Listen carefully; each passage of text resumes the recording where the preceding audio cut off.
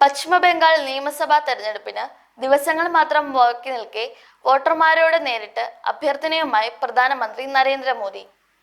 ബംഗാളിൽ ബി.ജെ.പി. സർക്കാർ രൂപീകരിച്ച ഡബിൾ എഞ്ചിൻ ഭരണം പുറത്തിറക്കുമെന്നും കർഷകർക്ക് ഇതിന്റെ ഗുണം നേരിട്ട് ലഭിക്കുമെന്നും അദ്ദേഹം പറഞ്ഞു.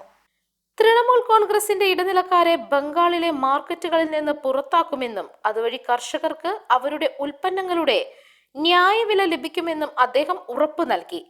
മേദിനിപൂരിൽ ജനങ്ങളെ അഭിസംബോധന ചെയ്യവെയായിരുന്നു പ്രധാനമന്ത്രിയുടെ പ്രതികരണം.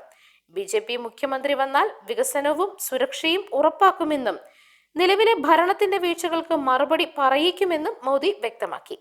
ഇവിടെ ഒരു ബി.ജെ.പി. മുഖ്യമന്ത്രിയെ കൊണ്ടുവാ, അപ്പോൾ പ്രധാനമന്ത്രിയും മുഖ്യമന്ത്രിയും ചേർന്ന് കിസാൻ സമ്മാൻ നിധിയുടെ 9,000 രൂപ ഓരോ കർഷകന്റെയും അക്കൗണ്ടിലേക്ക് നേരിട്ടെത്തിക്കും.